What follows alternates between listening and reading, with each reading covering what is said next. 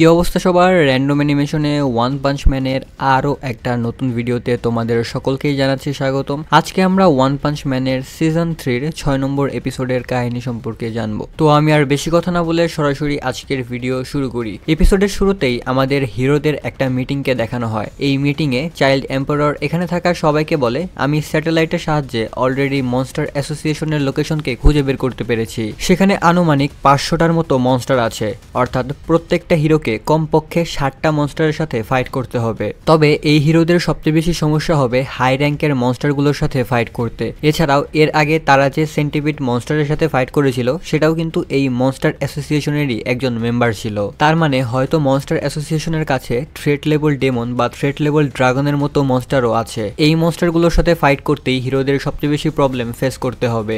Drive night সবার আগে এই লোকেশনটা খুঁজে বের করতে পেরেছিল, তারপর সে চেক করার জন্য সেই জায়গায় গিয়েছিল, আর তখন থেকেই তার কোনো খোঁজ খবর নেই। হয়তো মনস্টাররা তাকে অলরেডি মেরে ফেলেছে। ডার্কশাইন তখন বলে সে একজন সাইবর্গ, তাই হতে পারে সে এখনো মারা যায়নি। সে হয়তো কোনো জায়গায় লুকিয়ে আছে আর আমাদের সাহায্যের জন্য অপেক্ষা করছে। জুম্বিম্যান তখন বলে তার মতো একই অবস্থা আমাদেরও হতে পারে, তাই সবাইকে সাবধানে থাকতে হবে। তাৎসুমাকি তখন বলে ওই মনস্টাররা যতই শক্তিশালী হোক না কেন তারা আমাকে হারাতে পারবে না, তাই তোমরা যদি কোনো বিপদে পড়ো তাহলে সবার আগে আমাকে কল করবে। পুরি প্রিজনার তখন বলে ওই মনস্টাররা আমার কয়েকজন বন্ধুকেও ধরে নিয়ে গেছে, আমি তাদেরকে বাঁচাতে চাই। তাই মনস্টারদের মধ্যে তোমরা যদি জেলের ড্রেস পরা কোনো মনস্টারকে দেখতে পাও তাহলে সবার আগে আমাকে জানাবে। অ্যাটমিক সামুরাই তখন বলে আমার একজন পুরাতন বন্ধুকেও তারা মনস্টার বানিয়ে ফেলেছে, তবে তারপরেও আমি তাকে মেরে ফেলবো, কারণ একবার মনস্টার হয়ে গেলে এটার কোনো চিকিৎসা নেই, তাকে আর ভালো করা যায় না। পুরি প্রিজনার বলে তাহলে আমি তার উপর কিছুটা জাদু আর তাকে চুমা দিয়ে দেখবো, হয়তো আমার চুমা খাওয়ার পর সে আবারও মানুষ হয়ে যাবে। ফ্ল্যাশ তখন বলে মনস্টার কিং ওরোচি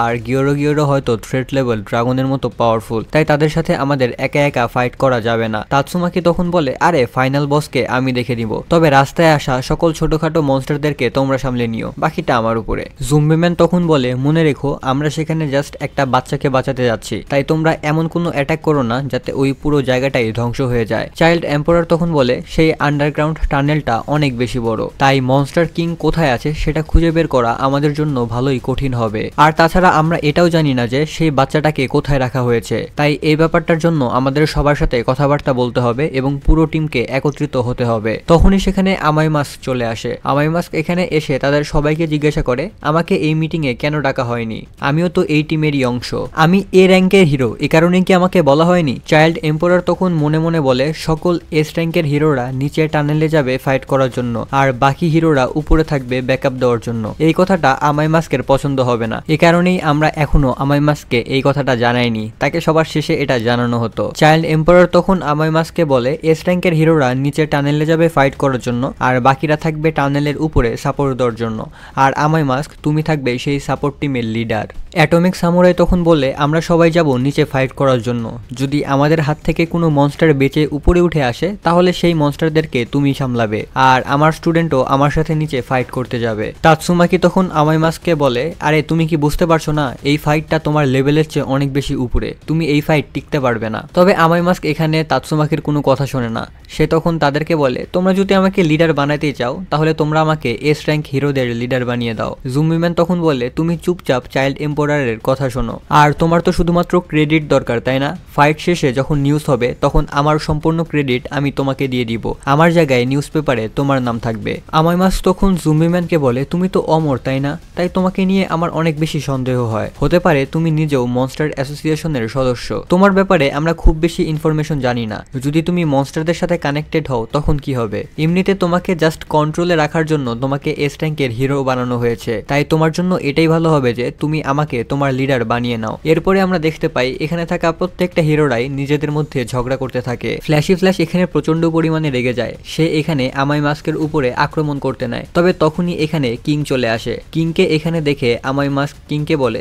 এখন থেকে তুমিও আমার অর্ডার ফলো করবে, আর তোমার শরীর থেকে এত বাজে গন্ধ কেন বের হচ্ছে? কিং তখন বলে আমি এখনো ঘরেই পৌঁছতে পারিনি, তার আগেই আমাকে এখানে নিয়ে আসা হয়েছে, তাই আমি আমার জামা কাপড় চেঞ্জও করতে পারিনি। আমাই মাস্ক তখন কিংকে জিজ্ঞাসা করে তুমি এত দেরি দেরি করে কেন এসেছো? তুমি এতক্ষণ কোথায় ছিলে? কিং তখন বলে, গতকালকে রাতে আমি গোস্ট সিটিতে ছিলাম। সেখানে রাতে আমি এটুকু বলার সাথে সাথেই তার পেছনে থাকা দুইজন বলতে থাকে, গতকাল সারা রাত কিং মনস্টারদের সাথে ফাইট করেছে, আর তার জামায় যেগুলো দেখতে পাচ্ছ এগুলো হচ্ছে মনস্টারদের রক্ত। এই কথাটা শুনে এখানে থাকা সবাই অনেক বেশি অবাক হয়ে যায়, কারণ তারা সবাই ভাবছিল গতকাল সারা রাত কিং না ঘুমিয়ে একা একাই মনস্টারদের সাথে ফাইট করেছে। তাতসুমাকিও এই কথাগুলো শুনে অনেক বেশি ইমপ্রেস হয়ে যায়। আমাইমাস তখন বলে, আপনার জন্য আমার রেসপেক্ট অনেক বেশি বেড়ে গেল। তার মানে এস র্যাঙ্ক হিরোদের মধ্যে আপনার মতো সাহসী হিরোরাও আছে। যাক, শুধুমাত্র আপনার জন্যই আমি এই ঝগড়াটা এখানে শেষ করছি। এটা বলেই আমাইমাস এখান থেকে চলে যেতে থাকে। তবে চলে যাওয়ার সময় সে আবারও বলে, কিন্তু তারপরেও আমি অ্যাটাক টিমের সাথে অ্যাটাক করব।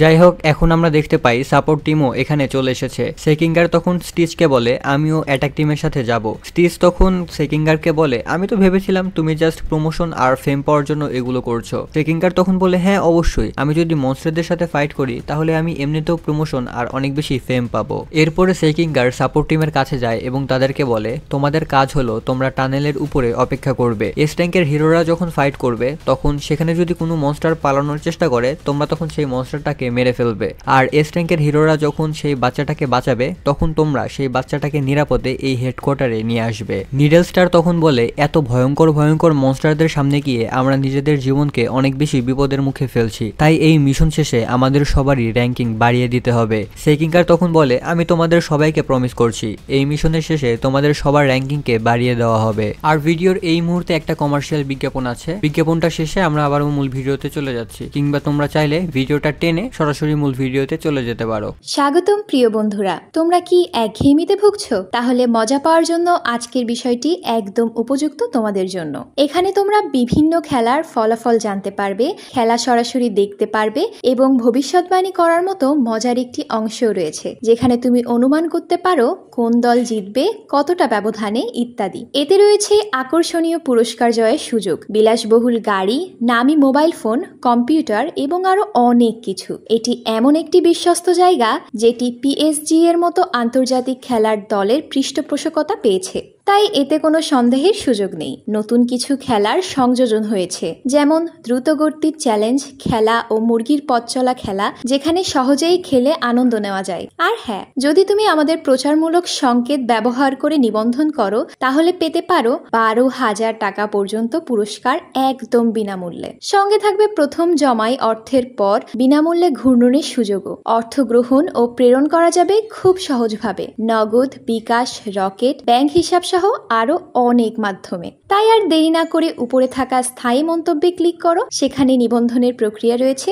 শুধু আমাদের প্রচার সংকেতটি ব্যবহার করলেই তুমি বোনাস পেয়ে যেতে পারো। তো বিজ্ঞাপন শেষে আমরা আবারও মূল ভিডিওতে চলে আসলাম। তো চলো এবার মূল কাহিনীতে চলে যাই। এর পরের সিনে আমরা দেখতে পাই সিলভার ফ্যাঙ্ক আর বম এই হিরো অ্যাসোসিয়েশনে চলে এসেছে। তারা এখানে এসে স্টিচকে নানান ধরনের প্রশ্ন করতে থাকে, যেমন তোমরা কি মনস্টার অ্যাসোসিয়েশনের লোকেশন খুঁজে পেয়েছো, বা গারো কি সেই মনস্টারদের সাথে মিশে গেছে নাকি গারো আলাদা আছে। তবে স্টিচ তাদেরকে কিছুই জানায় না, কারণ সিলভার ফ্যাঙ্ক একবার গারোকে ছেড়ে দিয়েছিল, তাই তারা সন্দেহ করছিল যে সিলভার ফ্যাঙ্ক আর বম হয়তো গারো বা মনস্টারদের সাথে জড়িত। যাই হোক, এ কারণে হিরো অ্যাসোসিয়েশনের কেউই আর তাদেরকে বিশ্বাস করছিল না। এই জিনিসটা সিলভার ফ্যাঙ্ক আর বম দুজনেই বুঝতে পারে। এরপরে স্টিচ এখান থেকে চলে যায়। এর কিছুক্ষণ পরেই এখানে কিং চলে আসে। কিং আসলে এই রুমটাতে এসেছিল লুকানোর জন্য, তবে সে এই রুমে এসে এখানে সিলভার ফ্যাঙ্ক আর বমকে দেখতে পায়। কিং এখানে সিলভার ফ্যাঙ্ককে ভুল করে বলে দেয় যে সকল এস র্যাঙ্কের হিরোরা একটা মিশনে গিয়েছে। সে আর কোনো ইনফরমেশন এদের দুজনকে বলতে চাইছিল না। তবে সিলভার ফ্যাঙ্ক এখানে বলে, আরে গতকালকে রাত্রে আমরা একসাথে হটপট খেয়েছি, তাই তুমি আমাকে এগুলো বলতেই পারো। যাই হোক, এরপরে কিং